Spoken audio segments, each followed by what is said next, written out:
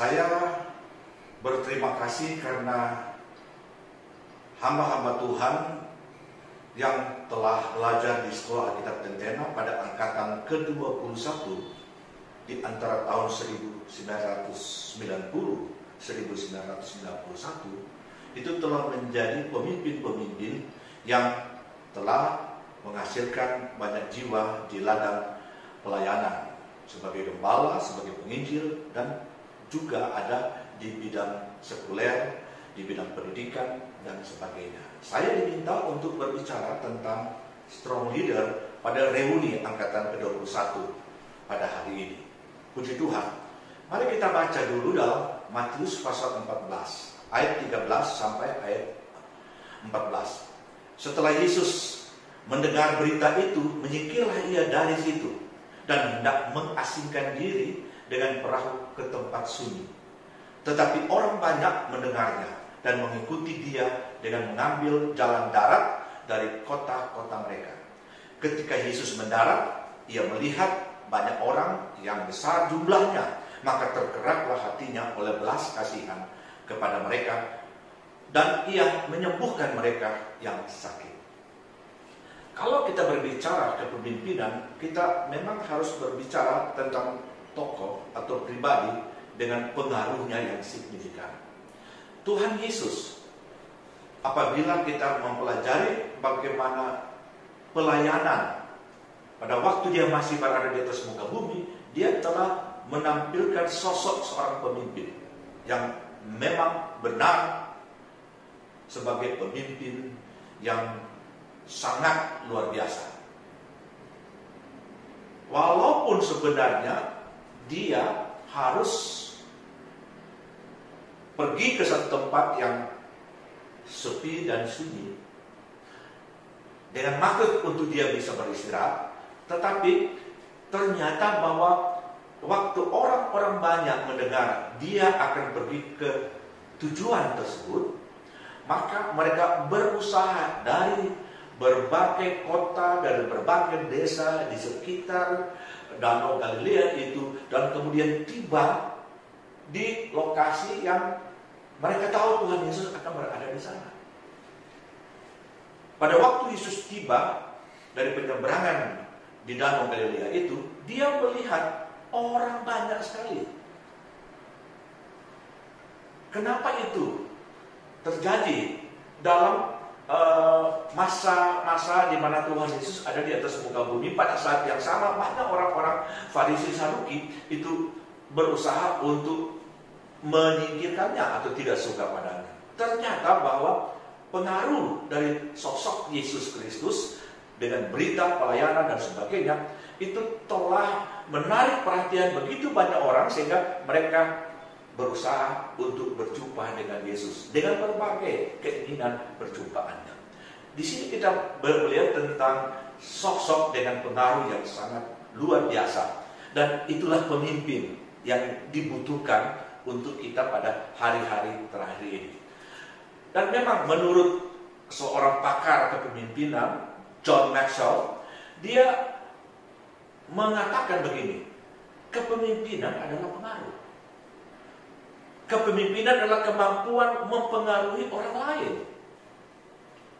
Dan dia juga berkata, orang hanya dapat memimpin orang lain sejauh ia dapat mempengaruhi mereka. Jadi bahwa kalau kita sebagai pemimpin, teman-teman angkatan 21 yang dahulunya saya dalam posisi sebagai seorang direktur pada Sekolah Alkitab Tentena, saya berterima kasih kalau saudara telah berhasil sejauh ini di dalam pelayanan. Kalau saudara kemudian mencoba untuk memeriksa potensi kepemimpinan yang ada pada saudara, tentu dapat dicocokkan dengan seberapa banyak pengaruh saudara di ladang pelayanan di mana saudara berada. Kalau kita berbicara tentang bagaimana Tuhan meminta untuk kita bisa memenangkan jiwa dalam memberitakan firman Tuhan, tentu kita juga harus melakukan suatu penelitian. Berapa banyak yang telah kita menangkan untuk hormat dan kemuliaan nama Tuhan? Karena untuk memenangkan begitu banyak orang dengan berbagai latar belakang, tentu itu akan juga sangat menentukan bagaimana sosok kita dan pengaruh yang kita bisa tampilkan. Karena memang Tuhan Yesus juga berkata, bukan, bahwa jadilah garam dunia pada waktu dia berkata kepada murid-muridnya, dan jadilah terang dunia. Jadi kita harus menjadi garam dan juga menjadi terang. Dan itu adalah hal-hal yang berkaitan dengan potensi kita untuk dapat membawa pengaruh, untuk memberikan kenikmatan dan kesedapan kepada banyak orang, dan kemudian menunjukkan terang dan jalan kepada orang-orang dalam perjalanan hidup. Juga kalau kita berbicara tentang leadership, ya, dalam leadership ada rumusan seperti ini, ya. Kepemimpinan adalah kapasitas untuk mempengaruhi orang lain melalui inspirasi yang dimotivasi oleh suatu hasrat, yang dibangkitkan oleh suatu visi, yang dihasilkan oleh suatu keyakinan, yang dinyalakan oleh suatu tujuan. Jadi kalau kita berbicara tentang kepemimpinan, maka kepemimpinan itu tidak jadi dalam sekejap, ya, bagaikan membalikkan telapak tangan. Tetapi kepemimpinan itu harus dibangun dalam suatu struktur yang sehat dan baik. Karena kita akan muncul sebagai sosok yang akan mendatangkan pengaruh atau membawa pengaruh kepada banyak orang supaya bisa mendengar apa yang kita katakan, supaya bisa menerima firman yang mungkin kita lepaskan. Maka itu bahwa inspirasi ilahi itu harus betul-betul terus-menerus datang dan hidup di dalam kehidupan kita. Kita harus punya hasrat yang kuat, passion yang kuat. Dan passion itu yang merupakan motivator yang bisa membuat kita bisa merealisasikan visi besar yang kita telah tetapkan, atau visi yang kita ambil di dalam Alkitab. Dan kalau kita punya visi, kita harus yakin apa yang kita tetapkan ke depan itu adalah sesuatu yang bisa kita raih, yang kita bisa realisasikan. Ya, karena dari sana kita akan mengantar umat atau orang-orang yang kita pimpin ke tujuan yang tepat. Secara ringkas, kita bisa mencoba memperhatikan tentang kepemimpinan yang efektif menurut Alkitab. Kepemimpinan yang efektif menurut Alkitab itu harus berfokus kepada kitab suci. Karena itu namanya kepemimpinan Alkitabiah. Itu harus berfokus kepada kitab suci, kepada firman Allah. Pemimpin yang efektif memang harus mengakui Alkitab adalah firman Allah, yang pasti menuntun hidupnya di atas standar yang jelas. Tuhan Yesus berkata, di atas batu karang ini aku akan mendirikan jemaatku. Jadi kepemimpinan yang kokoh, yang kuat itu harus berada di atas dasar kepemimpinan, di atas dasar firman Tuhan. Nah, indikasi dari kepemimpinan Alkitabiah menjadi indikasi kepemimpinan yang efektif, itu yang pertama, itu adalah harus yakin bahwa kita terpanggil untuk pelayanan ini. Jadi pertama adalah panggilan. Dalam Efesus pasal 1 18 sampai 19, ayat ini berkata begini, dan supaya ia menjadikan mata hatimu terang, agar kamu mengerti pengharapan apakah yang terkandung dalam panggilannya, betapa kayanya kemuliaan bagian yang ditentukannya bagi orang-orang kudus, dan betapa hebat kuasanya bagi kita yang percaya sesuai dengan kekuatan kuasanya. Tadi kita lihat bahwa kiranya kalau kita sebagai hamba Tuhan menjadi pemimpin, kita harus betul-betul yakin akan panggilan yang terkandung pada pelayanan kita dalam kehidupan kita.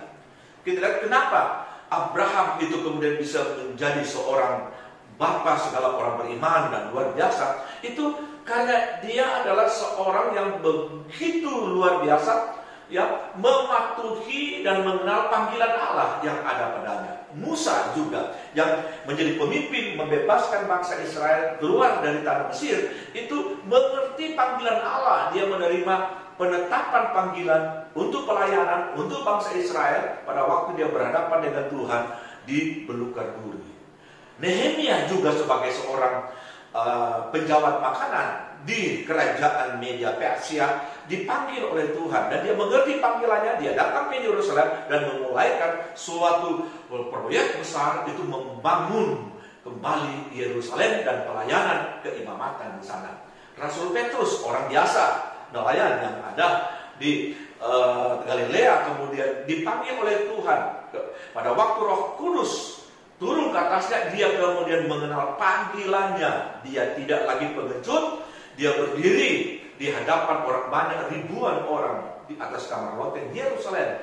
Dan puji Tuhan, kita melihat impact dan pengaruh dari perkataannya setelah dia diurapi oleh Tuhan dan sangat yakin pada panggilannya. 3.000 jiwa hari itu juga bertobat dan baptis. Paulus adalah juga seorang yang dipanggil secara khusus dan dia kenal panggilannya. Dia tidak peduli lagi dengan risiko yang akan dilakukan oleh orang-orang Farisi dan orang Yahudi yang merasa marah karena Paulus telah beralih untuk mengikuti Yesus Kristus. Paulus menjadi rasul besar di berbagai tempat di dunia. Kita juga punya tokoh-tokoh yang lain. Martin Luther, kita punya tokoh seperti itu. Kita juga punya tokoh yang lain seperti Ofler. Kita punya tokoh seperti Rungkat. Kita punya tokoh seperti Mande. Kita punya tokoh seperti Umakari. Dan banyak tokoh-tokoh yang lain. Yang mereka itu sangat concern pada panggilan. Dan mereka berusaha untuk benar-benar memegang teguh kepada panggilan Allah. Maka keberhasilan itu pasti merupakan sebuah keniscayaan untuk mereka bisa raih. Yang kedua, ya, untuk menjadi seorang pemimpin yang efektif, Alkitab adalah visi. Harus punya visi. Abraham tadi saya sebut menjadi pemimpin besar, dan dia dari Ur Kasdim dan mencari tempat di mana Tuhan akan bawa sebagai tujuan, dia dipanggil keluar. Walaupun dia tidak diberitahukan kemana, dia begitu tekun, dia terus berjalan. Kenapa? Karena menurut suratan Ibrani pasal 11 ayat 10, sebab ia menantikan kota yang mempunyai dasar, yang direncanakan dan dibangun oleh Allah. Jadi dia punya visi itu bukan di bawah, dia punya visi itu ada di atas. Dan dia menanti-nantikan kota yang mempunyai dasar, suatu tempat kediaman yang jauh lebih hebat daripada yang mungkin bisa dibangun oleh manusia. Kalau kita bicara visi, kita bicara inti dari kepemimpinan. Menurut beberapa orang mencoba untuk mengatakan bahwa visi itu sangat luar biasa yang harus ada pada seorang pemimpin, dikatakan begini: rengutlah visi dari seorang pemimpin, maka berarti Anda membunuhnya. Mungkin dia masih hidup, tapi dia sudah terbunuh di dalam kepemimpinannya. Visi adalah bahan bakar yang membuat para pemimpin dapat bertahan. Ia adalah api yang menyalakan gairah para pengikut. Dan puji Tuhan, saya berharap hamba-hamba Tuhan, alumnus dari Sekolah Alkitab Tentera angkatan ke-21 itu adalah orang-orang yang telah dipanggil Allah dalam pelayanan dengan visi yang jelas sesuai dengan apa yang Tuhan berikan kepada masing-masing kita.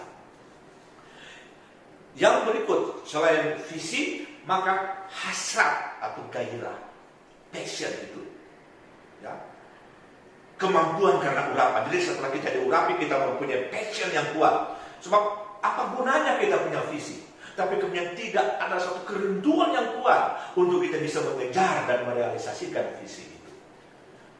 Ini kita lihat tentang Rasul Paulus. Dia berkata kepada pemimpin yang ada di Efesus pada waktu dia mampir di satu kota dekat laut, di dekat kota Efesus, di Miletus. Tetapi aku, katanya dalam Kisah pasal 20 ayat 24, tetapi aku tidak menghiraukan nyawaku sedikit pun, asal saja aku dapat mencapai garis akhir dan menyelesaikan pelayanan yang ditugaskan oleh Tuhan kepadaku untuk memberi kesaksian tentang Injil kasih karunia Allah. Ini yang membuat Rasul Paulus itu tidak peduli dengan semua hambatan. Dia berkata, aku pernah karam kapal, aku pernah tidak makan, aku pernah dirajam dengan batu. Orang berkata, aku sudah mati. Dia tidak peduli, dia dikhianati, dia dipenjarakan, dia tetap melayani. Kenapa?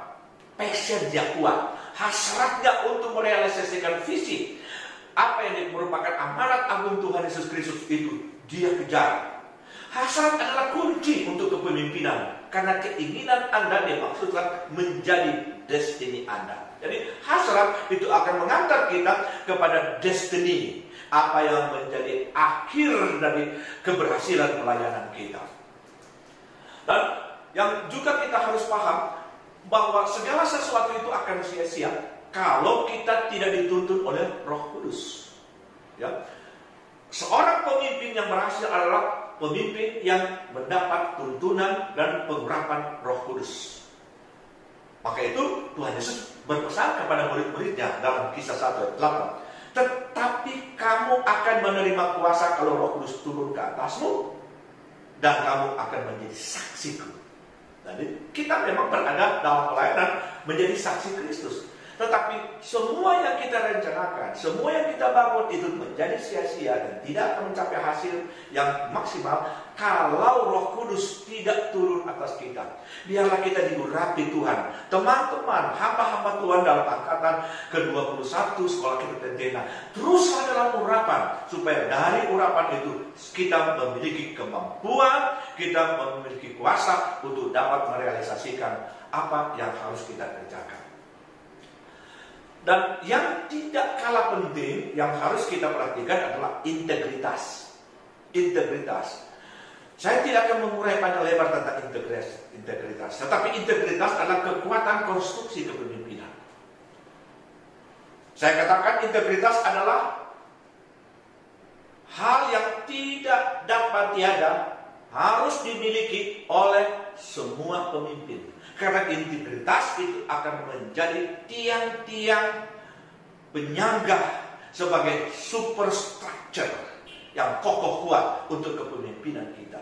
Kalau saudara melanggar integritas, saudara tidak melakukan apa yang seharusnya kita lakukan, saudara berdusta, saudara punya integritas kehidupan tercemar, tercela, maka kepemimpinan yang saudara bangun itu akan runtuh dengan sesaat. Maka saudara akan berada dalam posisi masih sebagai saudara, tetapi saudara akan kehilangan apa yang saudara bangun selama ini. Maka itu, mari kita berusaha supaya karakter kita betul-betul berada pada posisi yang benar. Pikiran kita harus menjadi pikiran Kristus. Cara kita memandang itu menjadi cara memandang dari Tuhan Yesus kepada umatnya. Kita harus berusaha menjauhkan diri dari segala godaan-godaan nafsu-nafsu yang sesat yang bisa menghancurkan integritas kita, supaya kita bisa membangun kepemimpinan makin lama makin kuat dan mendapatkan hasil yang besar. Kalau kita berbicara integritas, tentu kita bicara tentang ketulusan. Apa yang ada di dalam hati itu yang diucapkan, dan itu juga yang dilakukan. Yang di hati kita ucapkan, yang kita ucapkan itu kita lakukan, yang cocok dengan dilakukan dengan apa yang di hati. Ada begitu banyak kita sebagai hamba-hamba Tuhan itu kemudian mempunyai keinginan yang kuat, hatinya mungkin bagus, tetapi kemudian pada waktu dia melakukan apa yang telah diucapkan yang keluar dari hati itu berbeda, dan itu adalah kesalahan fatal yang akan membuat runtuhnya leadership yang sementara kita jalani. Integritas itu kita harus tahu memberi kuasa kepada kata-kata kita. Kata-kata kita berkhotbah, kita mengajak, kita menasihati, itu kata-kata orang akan pegang. Nah, integritas itu akan menjaga kata-kata kita itu untuk tetap bisa memiliki kekuatan. Orang bisa disadarkan, orang bisa dipulihkan dan sebagainya. Kalau sebagai pemimpin itu kata-kata kita itu sangat menentukan. Apa yang kita katakan itu akan dilakukan oleh bawahan kita. Tetapi kalau integritas kita sudah rusak, orang bawahan tidak akan lagi percaya pada kata-kata kita. Ya, integritas itu memberi kekuatan bagi rencana kita. Jadi kita punya rencana, sebagai pemimpin kita punya rencana, sebagai gembala saudara punya rencana, sebagai pengajar saudara punya rencana, sebagai penginjil kita punya rencana. Rencana kita itu begitu bagus mungkin, luar biasa, karena kita mungkin meminta orang-orang ahli untuk membuat rancangan-rancangan pelayanan, strategi-strategi yang baik. Tetapi kalau integritas kita itu sudah tercemar, rusak, rencana itu berantakan. Ya, rencana berantakan. Dan kita tahu integritas memberi daya bagi tindakan kita. Kita sudah punya rencana yang baik, kata-kata kita sudah luar biasa. Ya, tetapi kita juga kehilangan integritas. Maka apapun yang kita lakukan itu tidak akan mendatangkan manfaat. Jadi kita harus perhatikan baik-baik tentang kepemimpinan di dalam segi integritasnya. Nah, kepemimpinan Kristus yang tadi saya katakan betapa dia mempunyai pengaruh yang sangat besar di seluruh masyarakat Yerusalem dan sekitarnya. Kemana saja dia pergi, banyak orang datang, banyak orang diubahkan, banyak orang yang sakit disembuhkan, orang yang mengalami masalah itu dipulihkan, ada mujizat terjadi, dan itu adalah Yesus Kristus. Dan Yesus mengajar bagaimana kita harus memimpin. Kalau kita mau memimpin, kita harus tulus dalam kepemimpinannya. Ya, dia mengumpamakan seperti seorang anak kecil. Dalam Matius pasal 18 ayat 1-4, kita lihat, pada waktu itu datanglah murid-murid itu kepada Yesus dan bertanya, siapakah yang terbesar dalam kerajaan surga? Maka Yesus memanggil seorang anak kecil dan menempatkannya di tengah-tengah mereka. Lalu berkata, aku berkata kepadamu, sesungguhnya jika kamu tidak bertobat dan menjadi seperti anak kecil ini, kamu tidak akan masuk ke dalam kerajaan surga. Sedangkan barang siapa yang merendahkan diri dan menjadi seperti anak kecil, dialah yang terbesar dalam kerajaan surga. Kita bisa menjadi seorang yang baik. Kita sudah bertobat, tetapi ambisi kita kemudian begitu luar biasa sampai membuat kita seolah-olah telah mendapatkan sebuah kekuasaan untuk memerintah bagaikan seorang yang hebat, yang kita layani adalah bawahan-bawahan, dan kita beranggapan kita lebih besar. Banyak sekarang gembala-gembala, apalagi yang sudah terlibat dalam struktur, dalam kepemimpinan organisasi dari gerejanya, itu kemudian beranggapan bahwa mereka itu adalah orang besar, dan yang dipimpin itu semuanya harus datang dan sujud menyembah. Jadi mereka menjadi idola-idola, menjadi berhala-berhala di dalam gereja Tuhan, dan itu adalah sesuatu yang salah, yang rusak. Terlalu luar biasa ambisi dan ada pada kedudukan dan beranggapan bahwa mereka adalah tokoh-tokoh besar. Yesus berkata, salah.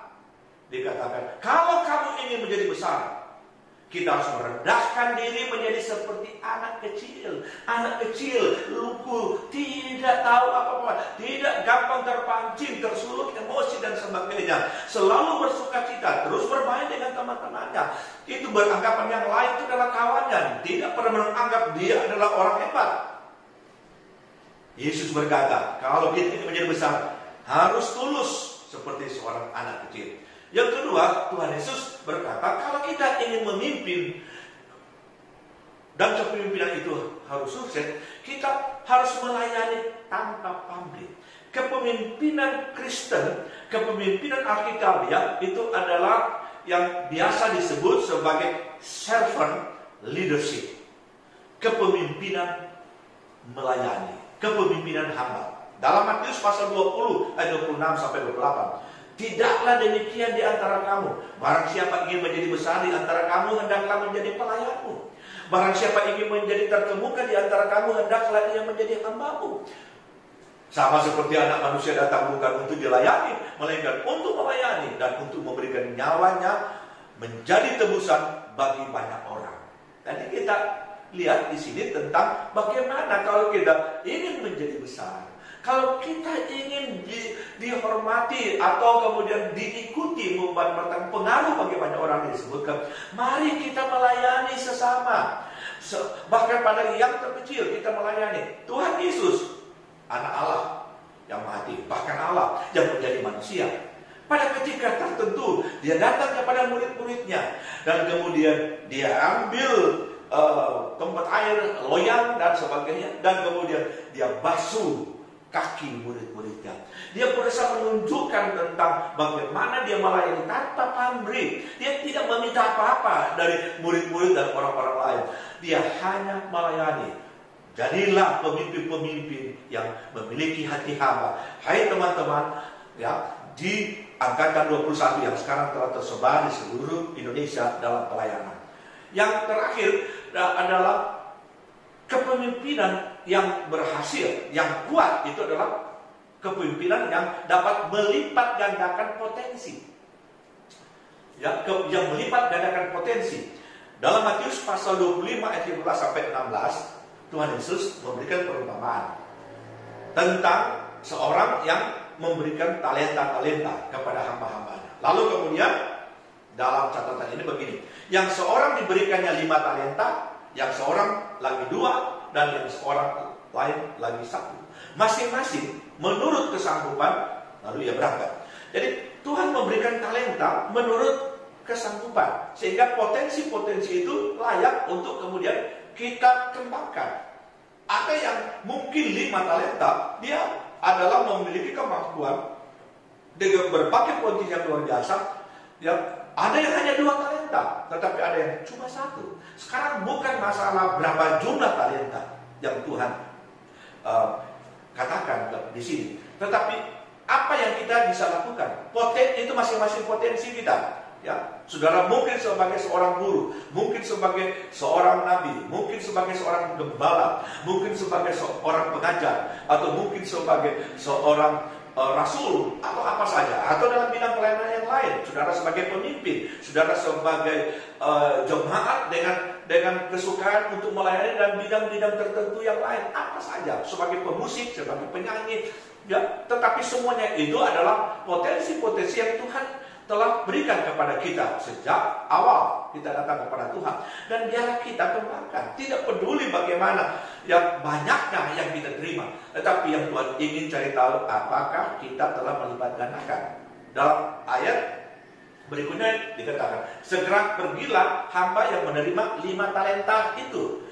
Ia menjalankan uang itu lalu beroleh lambah 5 talenta. Jadi ini yang kita lihat, Tuhan ingin kita melipat gandakan. Yang 2 juga sama. Dia pergi dan menjalankan talentanya dan mendapat 2 talenta yang lain. Jadi 100, dua-dua sama, 100%. Yang 1 dia simpan, yang 1 talenta itu. Dan tidak ada apa-apa yang bisa diberikan. Maka kemudian Tuhan berkata kepada 2 yang diberikan talenta 5 dan talenta 2, bahwa sampailah hai hambaku yang baik. Kita lihat di sini bahwa Tuhan tidak melihat jumlah, berapa besar talenta, banyak, bukan, tapi apakah kita melipat gandakan. Dan saya percaya teman-teman yang lulus angkatan ke-21 sekolah Kristen itu sudah mulai melipat gandakan. Dan teruslah, kalau belum, kita lakukan introspeksi, apa yang kurang, apa yang salah. Ya, maka kita periksa lagi apa yang saya sudah sampaikan lebih dahulu. Tetapi yang pasti di sini, strong leadership, ya, itu adalah orang-orang yang betul-betul melakukan semua tugas pelayanannya berdasarkan panggilan Tuhan, diurapi oleh Roh Kudus, dan terus menjalankan semua tugas pelayanan berintegritas yang jelas, dan juga kita adalah orang yang tulus dalam melayani. Lalu kemudian kita adalah orang-orang yang benar-benar memahami bahwa kita bukan Tuhan, tetapi kita adalah pelayan, seorang hamba yang akan terus melayani sebagai seorang hamba. Yang akan membuat kita menjadi besar itu adalah Tuhan sendiri yang melihat kita mengembangkan potensi kita, dan Tuhan akan berkata, baiklah, maka Tuhan akan mengangkat kita sesuai dengan yang telah ditetapkan oleh Tuhan. Barang siapa dipercaya pada hal-hal yang kecil, itu akan diberikan lebih besar tanggung jawab pada hal-hal yang lebih luar biasa. Terima kasih, puji Tuhan, kita berdoa. Terima kasih karena Tuhan baik. Kami mengucap syukur, kiranya kami menjadi pemimpin-pemimpin pada akhir zaman yang akan mendatangkan terobosan baru dalam pelayanan pada gereja di mana kami telah ditempatkan. Kami mengucap syukur dalam nama Tuhan Yesus Kristus. Haleluya. Amin.